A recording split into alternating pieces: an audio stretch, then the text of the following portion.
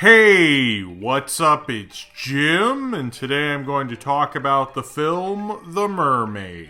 I'm actually reviewing this film for three reasons, one of which is that this is the highest grossing film of all time in China, doing so very quickly earlier this year. It is also the seventh highest grossing film of 2016 worldwide at the time I made this video, and most importantly, it is directed by Stephen Chow, which pretty much I probably would have seen it made a review just because it's directed by Stephen Chow, but those two other factors kind of intrigued me because I know his films do well there, but I've never seen a film of his do this well in China. Now, this wasn't really given a very good release. In fact, the only theater I could really see it near me has lots of bed bugs, and I kind of wasn't really interested in doing that. So I didn't see it because I didn't want bed bugs, but it played at a theater in New York called the Metrograph and in 3D, which to my understanding is how most people in China saw it, which I don't think, I'm not sure if that's true, but I know most movies in China,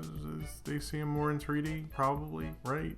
That's kind of what I've heard, but sounds kind of racist now that I say it, but doesn't matter. I wanted to see it in 3D, and regardless, I had a chance to see it. This film is kind of a mixture of a romance, the kind of cliche of a mermaid story, of a mermaid falling in love with a human. It's kind of like an ecological cartoon romance is, I guess, the best way to describe it. It's kind of a mixture of a lot of things, although most Stephen Chow films feel like postmodern blender mixing all these different things together, and you can't really believe what came out of it, which is kind of so wonderful. This is a much broader version of that. In fact, it's probably the most broad film he's ever made, and definitely the most broad film he's made since Kung Fu Hustle, which still makes me wonder, in almost every review you'll see, wonder why this film wasn't given a better US release, because I think it could have done well, especially because it did super well in China and apparently in other places in the world, although that I couldn't confirm as much. But you'd think because it did so well in a certain country, they'd at least,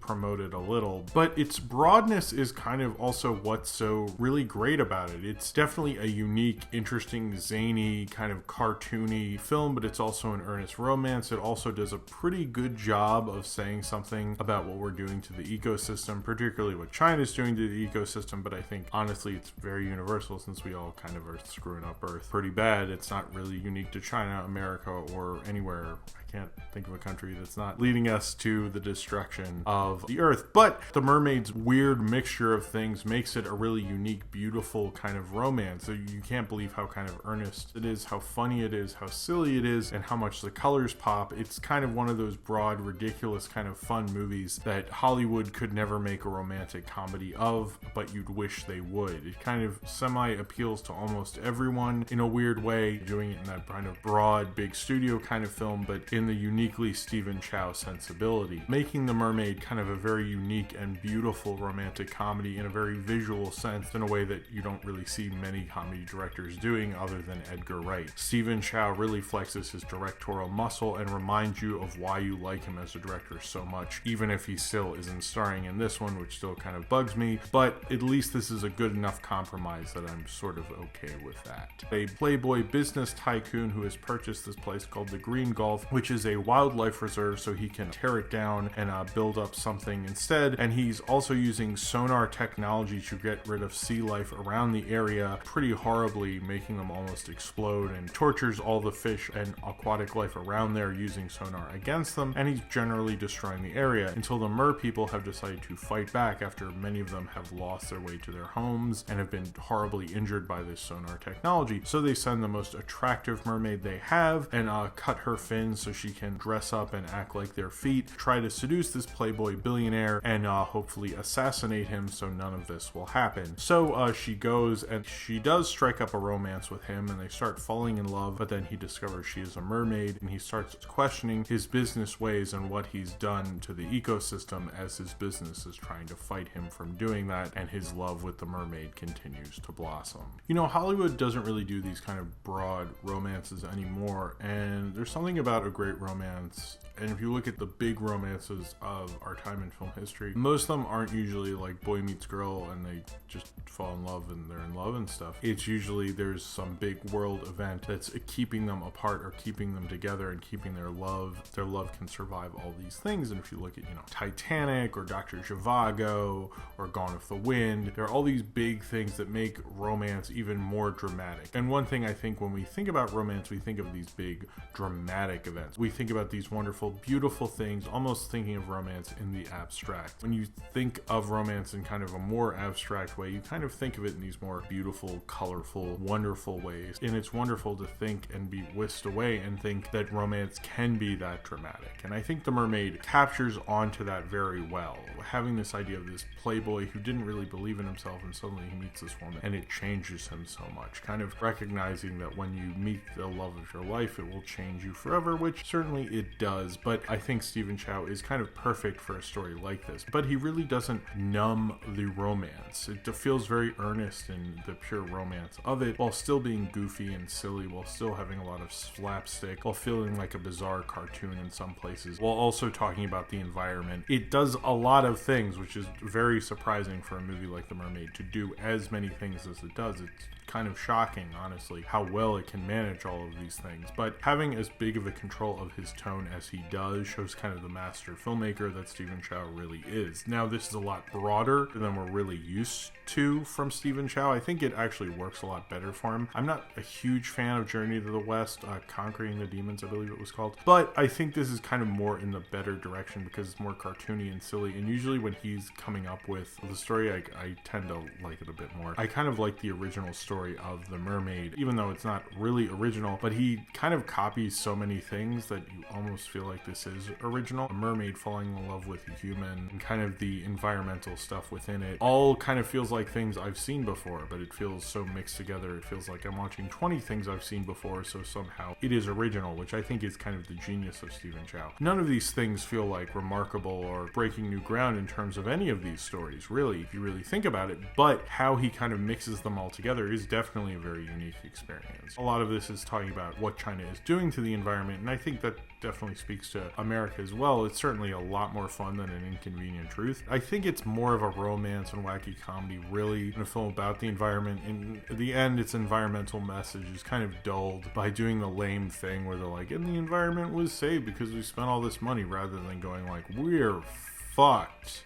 Whoa, are we fucked? I mean, it's like kind of like what Illumination did with the end of the Lorax, and you're like, wow, that's inappropriate. And I kind of don't like that, but since it's so fantastical and so much of a cartoon and things, I kind of don't mind it as much. I love kind of the cartoony, strange, romantical vibe of this film. Story-wise, I think there are a few problems, particularly an opening that I'm not exactly sure what that had to do with anything. It felt completely random, and although there's a callback later in the movie, it kind of felt like it could have totally been cut out, and it really wouldn't have much mattered. It was silly, it was fun, but I didn't really understand what it was doing there. I'm gonna assume that's a Chinese film thing or something, but honestly, it didn't feel like a very well-structured part of the movie. There's a lot of real great visual comedy, and I think that's one thing, rom-coms have pretty much died in America, and I think a lot of that is because there's not a lot of great visual comedians or visual comedy directors anymore, other than like Edgar Wright. And Stephen Chow manages to do that in a romantic comedy, something that I haven't seen Hollywood do since like classic Hollywood, since like the days of like Audrey Hepburn. But he still manages to do his kind of comedy. Like there's a particular one with I think it was a sea urchin, like this kind of sea thing with a lot of prickly things on it, and the lead actress in this, Lin Yoon, I think, manages to do a pretty hilarious sequence, like something right out of Looney Tunes, and still like kind of capture the essence of the movie. There's another thing where this octopus person, it's like a mermaid but with an octopus, like Ursula in The Little Mermaid. What is that called? Is there a term for that? Is that like a mercapus? If it's merman, is it an octoman? If it's a man? Anyway, but there's a particular sequence with him that does feel right out of like Looney Tunes. Tunes. You know, it kind of reminds me of Speed Racer. It's not as crazy and kinetic, but a lot of the sequences are quite visceral. There's a certain special effect where the lead mermaid is dancing, and it almost feels like claymation, like something out of Evil Dead 2 or something. It was very bizarre. A lot of the animation in this just feels odd and strange. I'm like, I'm not exactly sure where to place some of this. But the humor it's kind of in that Looney Tunes way, that like just great, amazing gags, and I think this film does that very, very well. The 3D wise, since I did see this in 3D, I didn't think was too impeccable. I mean, I'm glad I saw it and I was only playing in 3D, so I didn't have much of a choice, but I didn't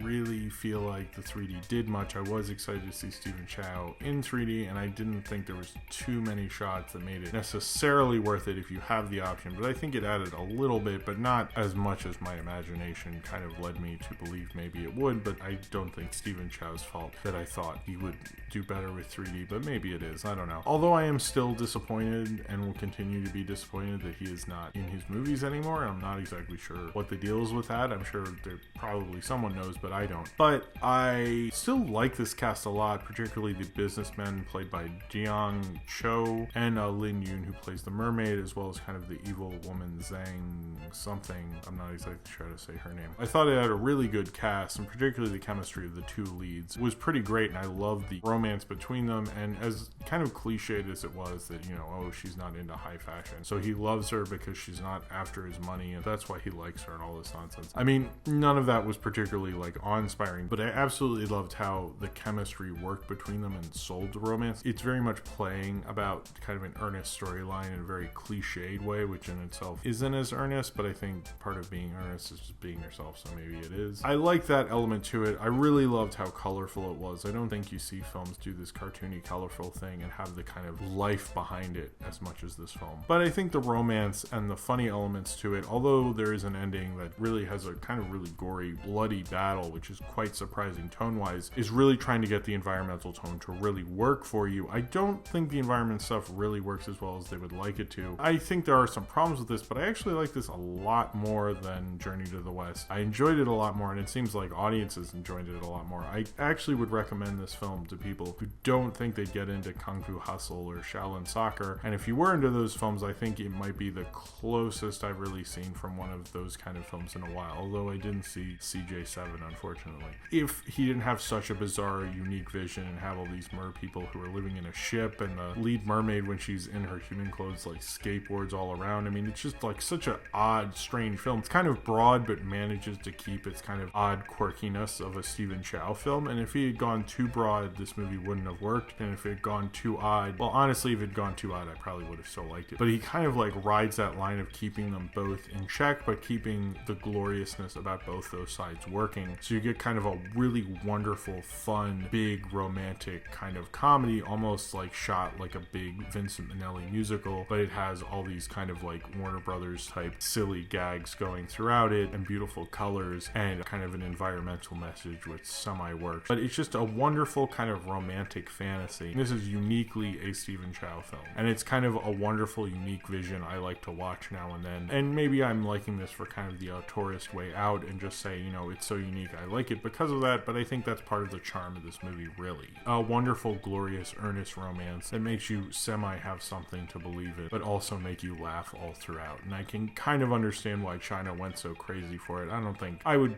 go as crazy for it, but I can kind of understand why people would be definitely into it, because it just has such a wonderful, unique spirit. It'll keep you laughing while also pulling at your heartstrings, and I can't think of a lot of movies nowadays that can do that. So if you've seen The Mermaid and you would like to talk about it, then comment below in the comments and subscribe if you would like to.